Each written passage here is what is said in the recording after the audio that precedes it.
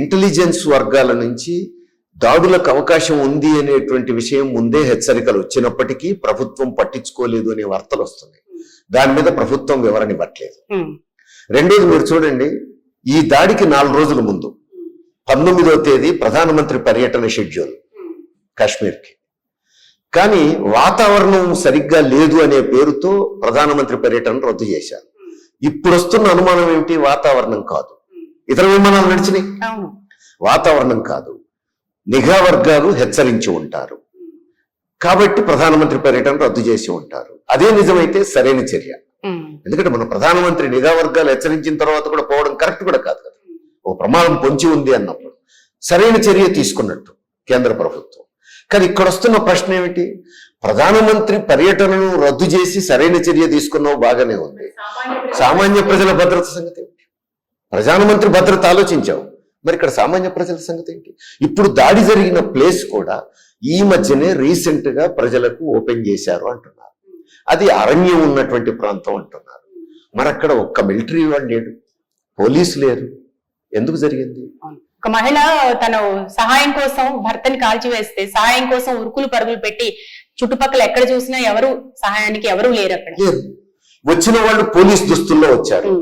నిజమైన పోలీసులు వచ్చినప్పుడు కూడా వాళ్ళు కూడా వీళ్ళేనేమో అని భయపడే పరిస్థితి వచ్చింది. కాబట్టి అంతకు ముందు నుంచి పోలీసులు లేరు, మిలిటరీ లేదు, ఏ భద్రత లేదు. ఎట్లా వదిలేశారు? ఎంత నెగ్లెక్ట్ చేశారు?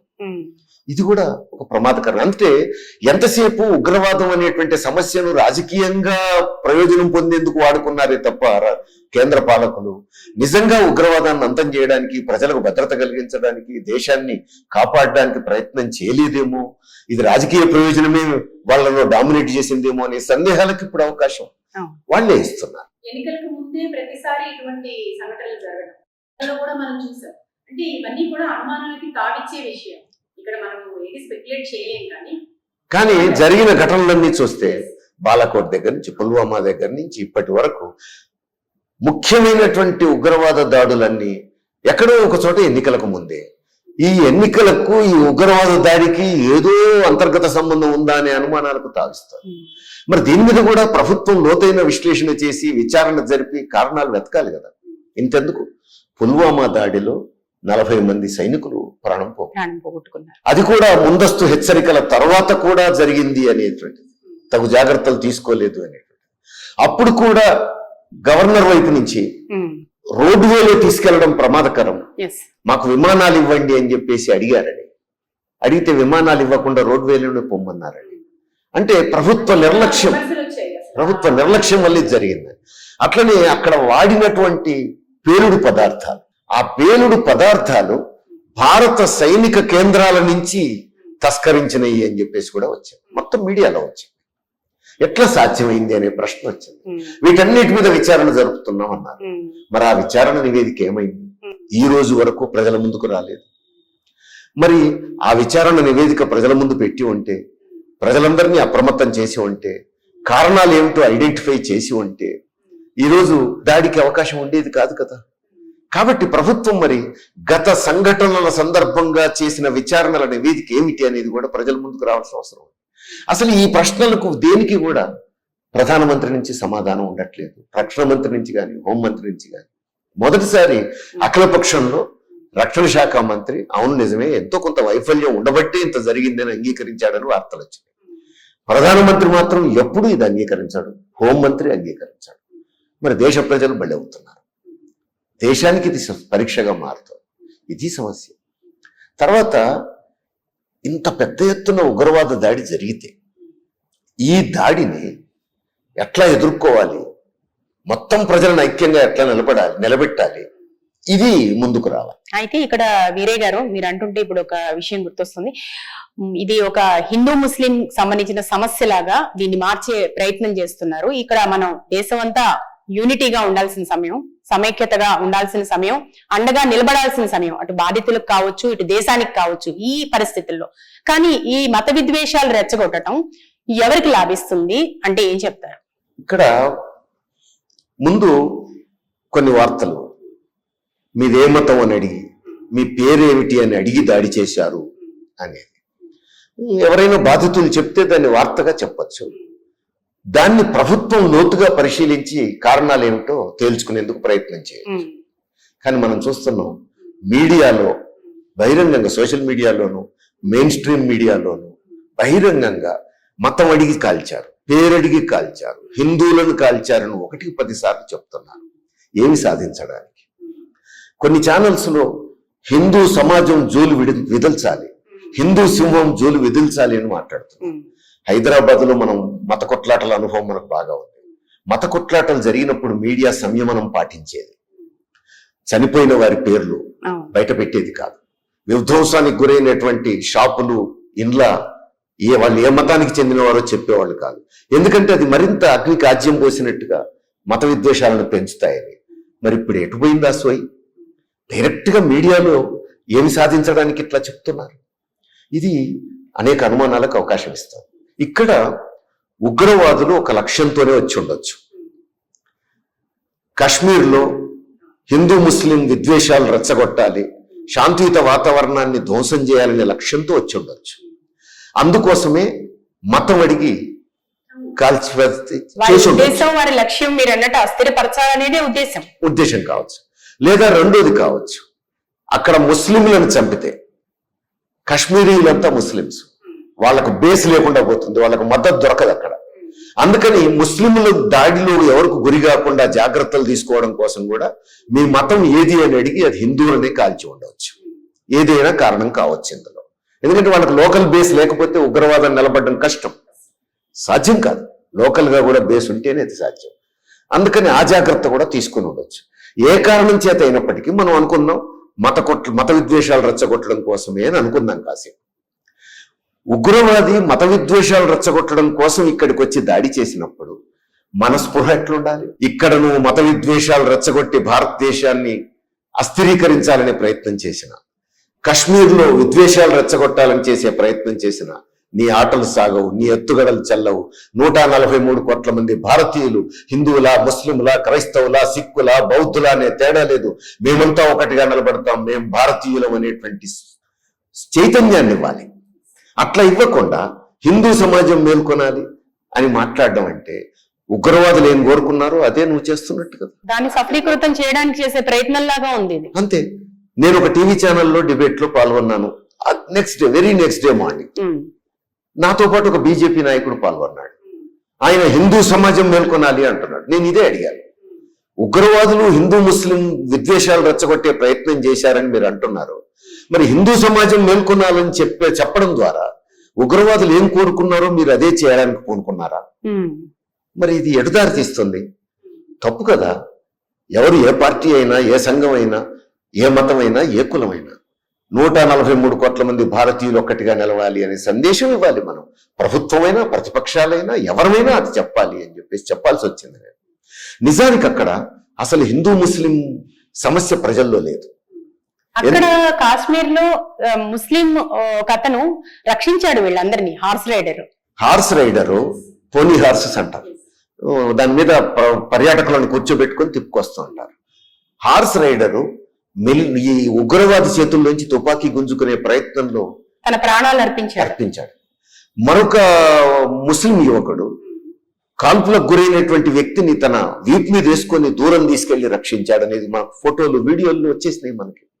అంతేకాదు, ఒక కార్ డ్రైవర్, ముస్లిం కార్ డ్రైవర్, ఒక హిందూ మహిళ, ఆమె చెప్తుంది, మనం చూస్తున్నాం సోషల్ మీడియాలో వచ్చింది, ఆమెను రక్షించింది ఆ ముస్లిం కార్ డ్రైవర్ అని. తల్లి, నువ్వు నీ పేరు చెప్పకు, నిన్ను రక్షించే బాధ్యత నేను తీసుకుంటానని. అట్లా నేను బతికిపోయానంటుంది ఆమె. ఇక్కడ హిందూ ముస్లిం సమస్య ఎక్కడ కనపడుతుంది? నిజానికి కాశ్మీరీలందరూ ముస్లింలు, వాళ్ళ జీవితం అంతా పర్యాటకుల మీద ఆధారపడి ఉంది. పర్యాటకులు లేకపోతే వాళ్ళు లేరు. కాబట్టి వాళ్లకు సామరస్యం అవసరం. పర్యాటకులు వేల సంఖ్యలో, లక్షల సంఖ్యలో రావడం వాళ్ళ అవసరం. అది వాళ్ళ జీవితం, వాళ్ళకు భక్తి, వాళ్ళకి తిండి పెట్టేది. అవును. ఇప్పుడు గత కొంతకాలంగా చక్కటి పరిస్థితులు ఉన్నాయి కాశ్మీర్ లో, జీవనోపాధి మెరుగైంది, టూరిస్టులు ఎక్కువగా వస్తున్నారు. మరి ఇప్పుడు ఒక్కసారిగా వాళ్ళ పరిస్థితి ఏంటంటారు? ఈ ఘటన జరగటం అనేది వాళ్ళ జీవితాల్లో పిడుగు లాంటిది. వాళ్ళకి ఇప్పుడు ఉపాధి లేకుండా పోతుంది. అందుకని వాళ్ళకు హిందూ ముస్లిం కొట్లాటలు అక్కడ ప్రజలకు అవసరం లేదు. స్వయంగా కూడా కాశ్మీరీ ముస్లింలందరూ మొదటి నుంచి సూఫీ సంస్కృతి ప్రభావంలో ఉన్నవాళ్ళు, మత విద్వేషాలకు దూరం. ఇప్పుడు ఆర్థికంగా వాళ్ళ అవసరం కూడా పర్యాటకులు పెద్ద సంఖ్యలో వస్తేనే వాళ్ళకు బతుకు. అందుకని హిందూ ముస్లిం విద్వేషాలకు వాళ్ళకి స్థానం లేదు. టెర్రరిస్టులు వస్తే వాళ్ళకి నష్టం. టెర్రరిజం వల్ల వాళ్ళ భుక్తి దెబ్బతింటది. టెర్రరిజానికి కూడా కాశ్మీరీ ప్రజానికం వ్యతిరేకం. ఈ అంశాలు మనం అర్థం చేసుకోవాలి. అందుకని బయట నుంచి ఇప్పుడు ఎవరో స్వార్థ రాజకీయ ప్రయోజనాల కోసం దాన్ని హిందూ ముస్లిం కొట్లాటగా చిత్రీకరిస్తే తప్ప. అంతేకాదు, ఘటన జరిగిన మరుక్షణం అక్కడి నుంచి పర్యాటకులందరూ వెళ్లిపోయే ప్రయత్నం చేశారు. బస్టాండ్లకి, రైల్వే స్టేషన్స్కి, విమానాశ్రయాలకి పోయే ప్రయత్నం చేస్తే ఆటో డ్రైవర్లు, క్యాబ్ డ్రైవర్లు అందరూ ముస్లిమ్స్. డబ్బులు తీసుకోకుండా బస్టాండ్కి, ఎయిర్పోర్ట్కి, రైల్వే స్టేషన్కి చేర్చారు. ఇది కూడా ప్రయాణికులే మొత్తం మనకు సోషల్ మీడియాలో చెప్తున్నారు, టీవీల్లో వచ్చింది, వార్తలు వచ్చినాయి. అంటే దాడికి గురైనటువంటి పర్యాటకులను ఆదుకునే ప్రయత్నం చేశారు అక్కడ ఉన్నటువంటి ముస్లిం సోదరులు. ఇక్కడనే ఒక బాధాకరమైన అంశం కనబడుతుంది. సాధారణ కార్మికులుగా ఉన్న horse riders, auto drivers, cab drivers వాళ్ళు హిందూ ముస్లిం చూడకుండా పర్యాటకులను రక్షించేందుకు ఉచితంగా వాళ్ళని తీసుకెళ్లి గమ్యస్థానం చేర్చారు. కానీ విమానయాన సంస్థలు ఎవరి చేతుల్లో ఉన్నాయండి? విమానయాన సంస్థలు ఏవి ముస్లింల చేతుల్లో లేవు, హిందువుల చేతుల్లోనే ఉన్నాయి. ఈ పర్యాటకుల అత్యధికులు హిందువులే. కానీ విమానయాన సంస్థలు చేసిన పని ఏమిటి? 6,000 ఉన్నటువంటి టికెట్ ను 60,000 చేశారు. నిజంగా సిగ్గుపడాలి. ఇల్లు కాలుతుంటే బొగ్గులు ఎదుర్కొనేటువంటి మామూలుగా ఇల్లు కాలుతుంది అంటే ఇంటి పక్కోళ్ళు, ఇంటి వెనుకోళ్ళు, కులం, మతం, ప్రాంతం అన్ని పక్కన పెట్టి, గతంలో ఇంటి పక్కోళ్ళతో ఏమైనా తగాదాలున్నా అది కూడా పక్కన పెట్టి రక్షించే ప్రయత్నం చేస్తుంటారు. అది భారతదేశ సంస్కృతి, భారత ప్రజల భావన, స్నేహభావం, పక్కోడిని ఆదుకోవాల్సిన భావం. మరి కాశ్మీర్ లో కూడా ఒక ఆటో డ్రైవర్ ప్రదర్శించాడు, హార్స్ రైడర్ ప్రదర్శించాడు, క్యాబ్ డ్రైవర్ ప్రదర్శించాడు. వారికి ఉన్న సామాజిక స్పృహ ఈ విమానయాన సంస్థలకు పెద్ద పెద్ద పెట్టుబడిదారులు, వేల కోట్లకు అధిపతులు, వాళ్ళు మాత్రం ప్రజలను ఆదుకోవడం కాదు, సొమ్ము చేసుకునే ప్రయత్నం చేశారు. ఎంత బాధాకరమైన విషయం. అందుకని ఇక్కడ అందరూ ఆలోచించాల్సింది, ఇలాంటి ఘటనలు జరిగినప్పుడు ప్రజలందరూ ఐక్యంగా నిలబడాలి, మన దేశాన్ని మనం కాపాడుకోవాలి. ఇప్పుడు పాకిస్తాన్ బూచి చూపించి తప్పించుకునే ప్రయత్నం చేసినా తప్పు, ఎవరో మతం పేరు మీద ప్రజల దృష్టిని మళ్లించే ప్రయత్నం చేసినా తప్పు. అసలు భారతదేశ గడ్డ మీద ఉగ్రవాదులకు స్థానం ఎట్లా వచ్చింది? దీని మీద లోతైన విచారణ జరపాలి కేంద్ర ప్రభుత్వం. ఖచ్చితంగా బాధ్యులను కఠినంగా శిక్షించాల్సిన అవసరం ఉంది. మళ్ళీ ఇలాంటి ఉగ్రవాద దాడులకు అవకాశం లేకుండా తగు చర్యలు తీసుకోవాల్సిన బాధ్యత ప్రభుత్వం మీద ఉంది. నిజంగా చిత్తశుద్ధితో ప్రభుత్వం ఈ ప్రయత్నం చేస్తే అన్ని పార్టీలు, అన్ని సంస్థలు, భారతదేశ ప్రజలందరూ కూడా ప్రభుత్వంతో అండగా నిలబడాల్సిన అవసరం ఉంది. మరి ప్రభుత్వం నుంచి ఆ స్పందన అవసరం. ఇప్పుడు పాక్ ప్రధాని షహబాజ్ షరీఫ్ ఈ మధ్య ఒక ఈవెంట్ ని అడ్రస్ చేస్తూ అక్కడ ఆ సందర్భంలో ఒక మాట మాట్లాడారు.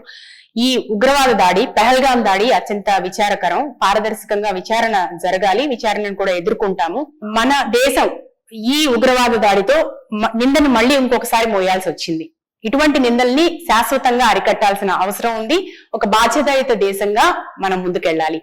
ఈ వ్యాఖ్యల్ని మనం ఎట్లా అర్థం చేసుకోవాలంటారు? ఇందులో 2 అంశాలు ఉన్నాయి. ఒక అంశం, సుదీర్ఘకాలం పాకిస్తాన్ అమెరికాకు పావుగా ఉపయోగపడ్డది, సిఐఏకు కేంద్రంగా పనిచేసింది. భారతదేశానికి వ్యతిరేకంగా అమెరికా పాకిస్తాన్ని ఎగదూసింది సుదీర్ఘకాలం, స్వతంత్ర భారతదేశం వ్యతిరేకంగా. ఆ సమయంలో పాకిస్తాన్ టెర్రరిస్టులను తయారు చేసే వేదికగా కూడా మారింది. టెర్రరిస్టులను తయారు చేసింది, ప్రోత్సహించింది. పాకిస్తాన్కి ఆ బాధ్యత ఉంది, తప్పు చేసింది. అయితే కాలక్రమంలో పాకిస్తాన్కి కూడా ఎంతకాలం ఈ పని చేయగలుగుతుంది అమెరికా కోసం? ఇప్పుడు పాకిస్తాన్లో నిరుద్యోగం పెరిగింది, నిరక్షరాస్యత పెరిగింది, అనేక సమస్యలు ఎదుర్కొంటోంది. మరి అంతర్గతంగా ప్రజా సమస్యలు పరిష్కరించాల్సిన బాధ్యత పాకిస్తాన్ మీద ఉంటుంది. పాకిస్తాన్ ప్రజల్లో కూడా పునరాలోచన, అసలు ఈ పాలకులు ఎటుపోతున్నారు? ఇస్లామిక రాజ్యం పేరుతో, సైనిక నియంత్రణ ఆధిపత్యం పేరుతో ఎటుపోతున్నారు? మన దేశంలో మన సమస్యల పరిష్కారం ముఖ్యం, భారతదేశంతో తగాదా మనకు ముఖ్యం కాదనే భావన పాకిస్తాన్ ప్రజల్లో కూడా చైతన్యం పెరిగింది. అందుకే మీరు చూడండి, స్వతంత్ర పాకిస్తాన్ ఏర్పడ్డ తర్వాత తొలి ప్రభుత్వం కొంచెం స్వాతంత్రోద్యమ వారసత్వానికి అనుగుణంగా వ్యవహరించింది. కానీ క్రమంగా మతోన్మాదులు లేదా సైనికులు డామినేట్ చేశారు. పాకిస్తాన్ అమెరికాకు పావుగా మారింది.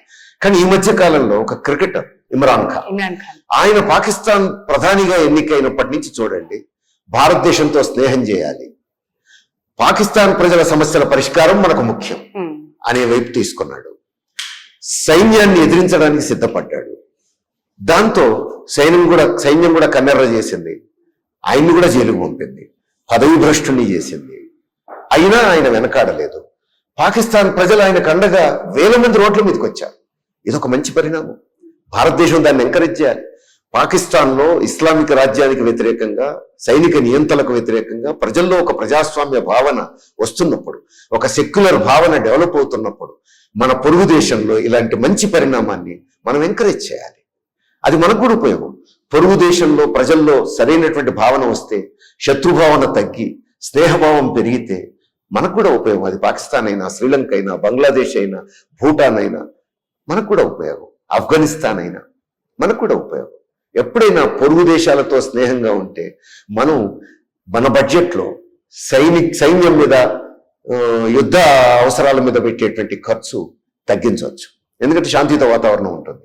మన దగ్గర నిరుద్యోగ సమస్య, పారిశ్రామిక అభివృద్ధి, ఇలాంటి వాటి మీద మనం ఎక్కువ ఖర్చు పెట్టుకోవచ్చు. పొరుగు దేశాలతో మనకు శత్రుభావన పెరిగితే మన వనరుల్లో ఎక్కువ భాగం ఆయుధాల మీద పెట్టాల్సి వస్తుంది. అది మనకు నష్టం. అందుకని ఏ దేశమైనా పొరుగు దేశాలతో స్నేహంగా ఉండాలని కోరుకోవాలి. మనం కూడా కోరుకోవాలి, పాకిస్తాన్ కూడా కోరుకోవాలి. ఇందుకు అనుగుణమైన వాతావరణం ఏ మేరకు పెరిగినా మనం దాన్ని స్వాగతం